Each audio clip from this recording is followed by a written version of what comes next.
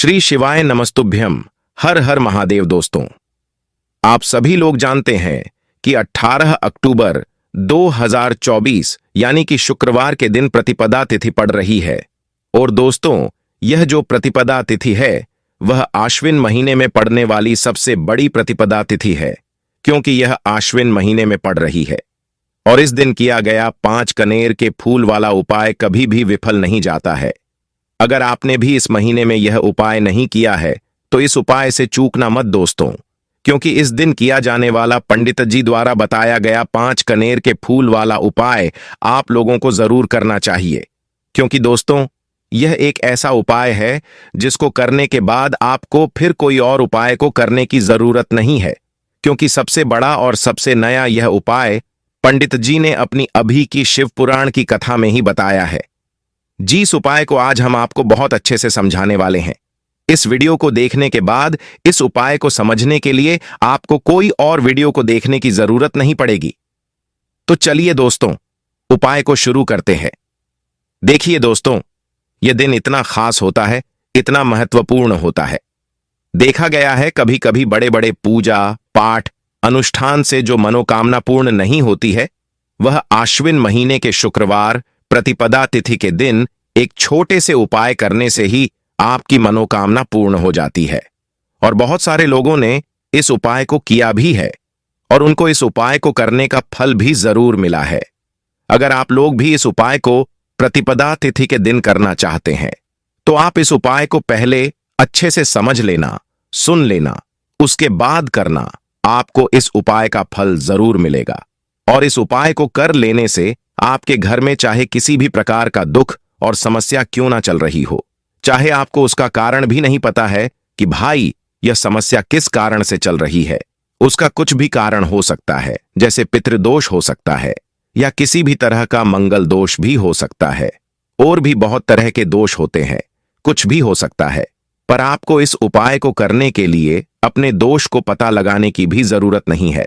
बस शुक्रवार प्रतिपदा तिथि के दिन आपको इस 5 कनेर के फूल वाले उपाय को कर लेना है।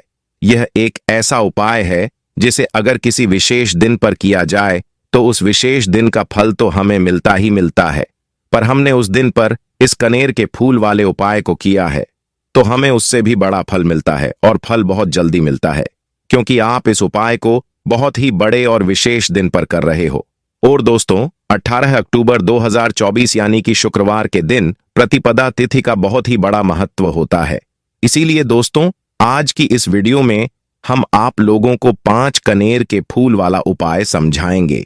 जिस उपाय को करने से अगर आपकी किसी भी प्रकार की मनोकामना है, किसी भी प्रकार की परेशानी है, सबसे ज्यादा समस्याएं आपके जीवन में हैं, अगर आपको धन प्राप्ति नहीं हो पा रही है, रुपए पैसे की आपके घर में लगातार दिक्कत परेशानियां चलती चली आ रही हैं, आपका व्यापार आपकी नौकरी अगर अच्छे से नहीं चल रहे हैं, जिसकी वजह से घर में लगातार आर्थिक समस्याएं बनी रहती हैं, घर का कोई ना कोई सदस्य अगर बीमार रहता है, आपस में एक दूसरे से लड़ाई झगड़ा होता रहता है, किसी की अगर बनती नहीं है, तो पूज्य पंडित जी ने कहा है कि जब आपके जीवन में ऐसी परिस्थितियां आ जाएं कि आपको 1 रुपए को खर्च करने से पहले कई बार सोचना पड़ता है, आपको धन प्राप्ति अगर नहीं हो पा रही हो, तो आपको सिर्फ और सिर्फ 5 कनेर के फूल से एक ऐसा विशेष उपाय करना है जो आपकी इन सारी समस्याओं को सिर्फ 7 दिन के अंदर ही समाप्त कर देगा।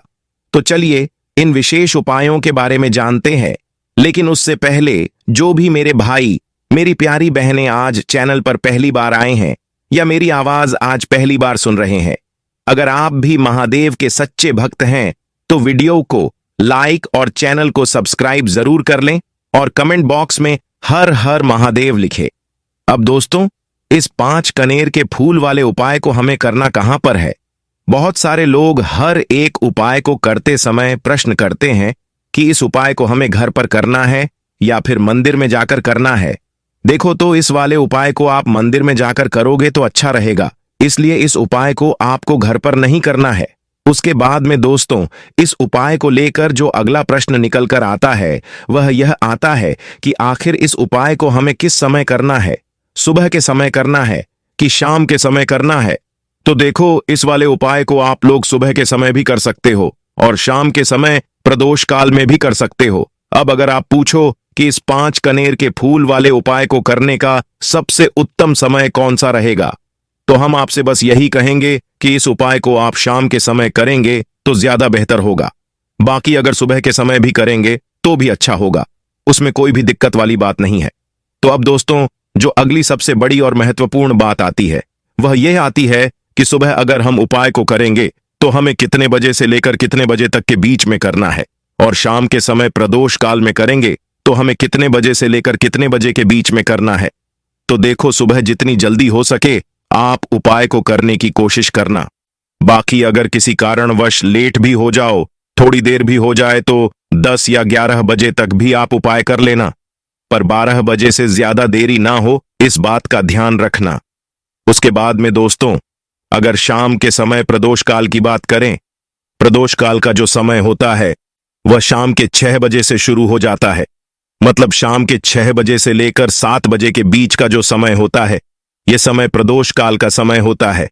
पर अभी जो मौसम चल रहा है, इस मौसम में शाम बहुत देरी से होती है, तो आप इस उपाय को 7 या 8 बजे के बीच में भी कर सकते हो। मतलब शाम के 6 बजे से रात 8 बजे के बीच में आप कभी भी इस वाले उपाय को कर सकते हो, उसमें कोई भी दिक्कत वाली बात नहीं है। बस शुक्रवार प्रतिपदा तिथि के दिन कोशिश करना कि थोड़ा समय के अंतर्गत ही कर लो, पर किसी कारणवश अगर ना कर पाओ तो फिर आप थोड़ा देरी से भी कर सकते हो, आपको उपाय का फल जरूर मिलेगा। तो अब हम उपाय कैसे करना है वह समझते हैं। सबसे पहली चीज दोस्तों, ये जो उपाय है ये 5 कनेर के फूल वाला उपाय है। तो सीधी सी बात है, इस उपाय में हमें 5 कनेर के फूल तो लेने ही लेने पड़ेंगे। अब यहां पर एक सबसे बड़ी गलती होती है जो कि आप उपाय में करते हो और आपको पता भी नहीं लगता है, जो कि हम आपको बताते हैं। देखिए, जो आप 5 कनेर के फूल लेकर आओगे, सबसे पहले तो कनेर का फूल आप लोगों को पता होगा कि कैसा होता है।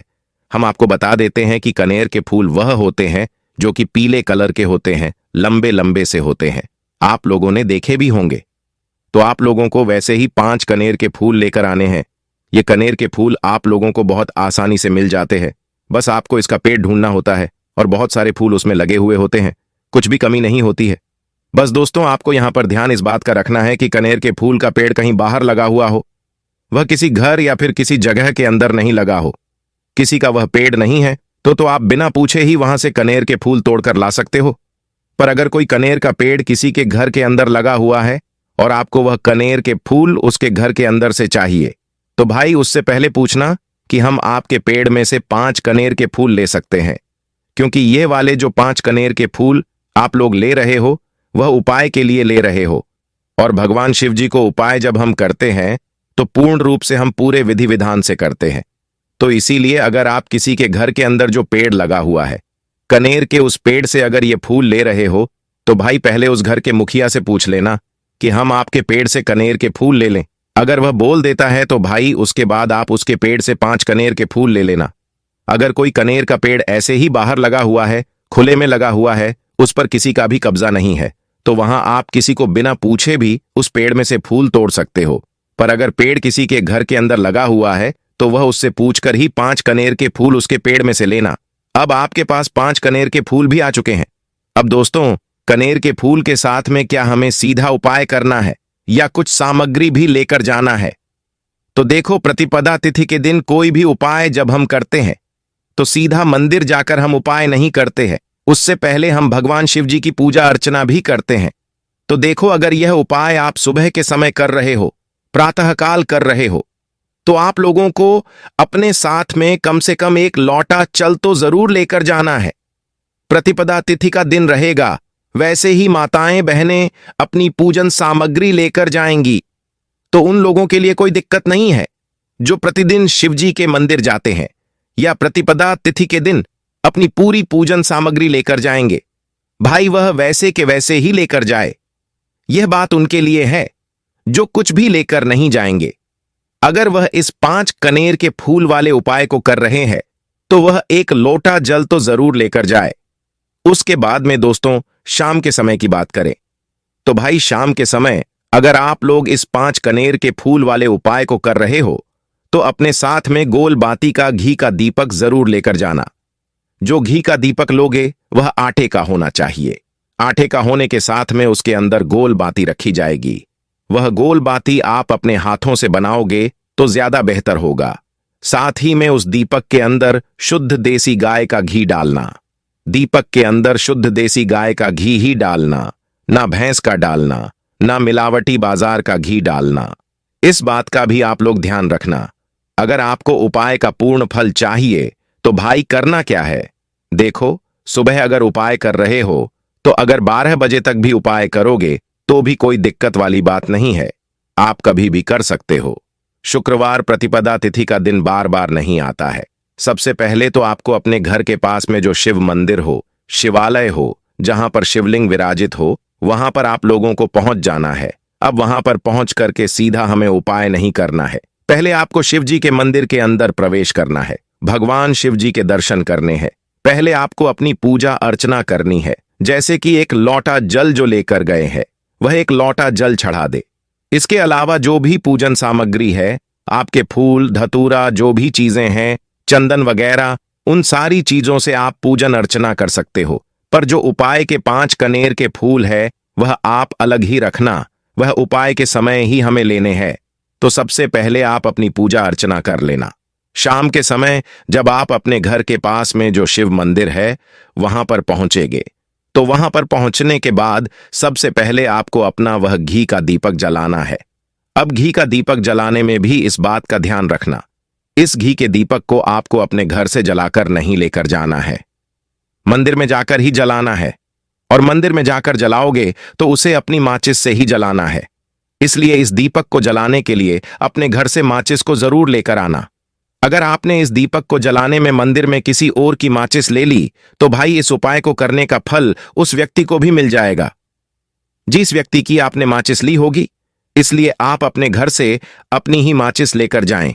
उसके बाद में दोस्तों आप लोगों को एक बात का और ध्यान रखना है कि जब आप उस दीपक को प्रज्वलित कर दो, प्रज्वलित करने के बाद उस दीपक से आप चाहो तो आरती भी उतार सकते हो, अन्यथा कोई दिक्कत वाली बात नहीं है। आप उस दीपक को भगवान शिव जी के इतने पास मत रखना कि भगवान शिव जी को आंच लगे, थोड़ी दूरी बनाकर ही रखें। आप उस दीपक को भगवान शिव जी के शिवलिंग के बहुत पास में मत रखना, क्योंकि अभी हम भगवान शिव जी को प्रसन्न करने वाले हैं। तो इसीलिए भगवान शिव जी को आंच ना लगे, इतनी दूरी बनाकर आप उस दीपक को रख दीजिएगा। उसके बाद अगर आप सुबह के समय गए हैं तो जैसे ही आपकी पूजा अर्चना हो जाती है आप जल चढ़ा देते हैं। उसके बाद में आप भगवान शिव जी के शिवलिंग के पास में कहीं पर भी बैठ जाइए, सामने बैठ जाइए या आसपास बैठ जाइए। उसी तरीके से शाम के समय दीपक जैसे ही लग जाए तो भाई आप अपना उपाय को यहां पर कर सकते हैं। और उपाय को करने से पहले आप अपने वह 5 कनेर के फूल निकाल लीजिए, क्योंकि अब हम यहां पर उपाय को करने वाले हैं। उपाय को करने के लिए आप शिवलिंग के सामने भी बैठ सकते हैं, आसपास भी बैठ सकते हैं, कोई भी दिक्कत वाली बात नहीं है। अब हमारे पास 5 कनेर के फूल है, तो सीधी सी बात है कि इन 5 कनेर के फूलों को हमें 5 अलग अलग जगह पर चढ़ाने हैं। अब वह 5 अलग अलग जगह कौन सी है वह हम आपको बताते हैं। देखिए, अपने कनेर के फूल आप अपने सामने निकाल कर रख लीजिए। अब 5 कनेर के फूल में से सबसे पहला वाला कनेर का फूल आप लोग उठाइए और पहले वाले कनेर के फूल को आपको भगवान शिव जी की शिवलिंग के ऊपर जो गणेश जी वाला स्थान होता है वहां पर चढ़ाना है। अब भगवान शिव जी के शिवलिंग के ऊपर गणेश जी वाला स्थान कहां पर होता है? तो भगवान शिव जी का शिवलिंग होता है और शिवलिंग की जलाधारी होती है। वह जलाधारी का जो राइट हैंड साइड होगा, मतलब शिवलिंग की तरफ से खड़े होकर देखना कि भगवान शिव जी का सीधा हाथ कौन सा है, राइट हैंड साइड कौन सा है। उस राइट हैंड साइड पर आपको यह पहले नंबर का फूल समर्पित करना है और जो फूल का खिला हुआ भाग होगा ना, वह शिवलिंग की तरफ करके ही आप लोग इस पहले नंबर के फूल को जलाधारी के राइट हैंड साइड पर भगवान गणेश जी वाले स्थान पर समर्पित करना। अब दोस्तों अपना दूसरे नंबर का कनेर का फूल निकाल लेना। अब दूसरे नंबर के कनेर के फूल को आपको कहां पर समर्पित करना है? यह आपको भगवान कार्तिकेय जी वाले स्थान पर समर्पित करना है। अब गणेश जी वाला स्थान राइट हैंड साइड पर होता है तो कार्तिकेय जी वाला स्थान लेफ्ट हैंड साइड पर होता है। तो जलाधारी के ऊपर जो लेफ्ट हैंड साइड का जो हिस्सा है वहां पर कार्तिकेय जी का स्थान है। तो इस दूसरे नंबर के फूल को आप वहां पर समर्पित कर देना। भगवान से प्रार्थना कर लेना और फूल का खिला हुआ भाग शिवलिंग की तरफ ही होना चाहिए। अब आपको तीसरा कनेर का फूल भी ले लेना है और इस तीसरे कनेर के फूल को आपको माता अशोक सुंदरी वाले स्थान पर समर्पित करना है।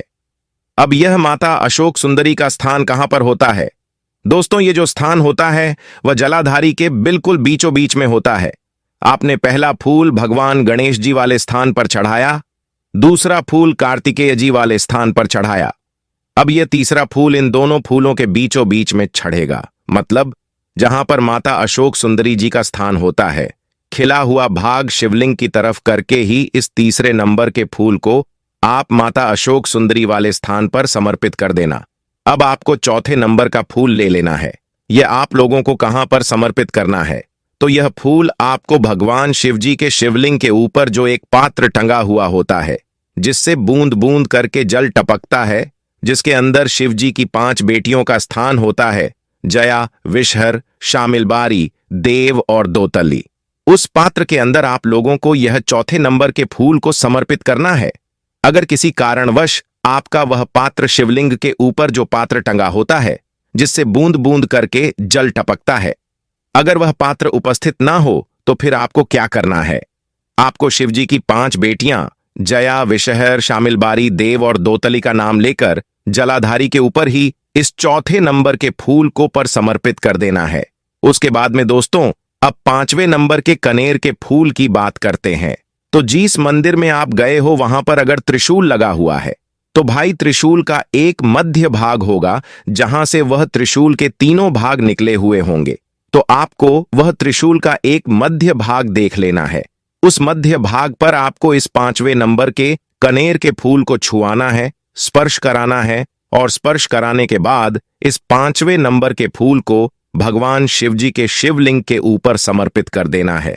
अब दोस्तों, अगर वह त्रिशूल भी आपके मंदिर में उपस्थित ना हो तो आप सीधा सीधा यह जो 5वें नंबर का कनेर का फूल है वह भगवान शिव जी के शिवलिंग के ऊपर समर्पित कर देना। बस इस बात का ध्यान रखना कि फूल का जो खिला हुआ भाग है वह सामने जलाधारी की तरफ होना चाहिए और फूल की डंडी का भाग है वह शिवलिंग के पीछे की तरफ होना चाहिए। तो इस बात का आप लोगों को ध्यान रखना है। जैसे ही आप लोग यह 5 फूल समर्पित कर देते हैं तो वहीं पर भगवान शिव जी के शिवलिंग के पास में बैठकर हाथ जोड़कर विनंती कर अपनी वह मनोकामना बोलना। जिस मनोकामना के लिए आप लोग यह वाला उपाय कर रहे हो, अपना वह दुहक और समस्या बोलना जिसके लिए आप लोग यह वाला उपाय कर रहे हो। अपने 5वें नंबर के फूल को चढ़ाने के बाद अपनी मनोकामना बोल देना और चढ़ा दो। तो भाई 2 मिनट भगवान का जाप करना और उसके बाद अपने घर चले जाना है।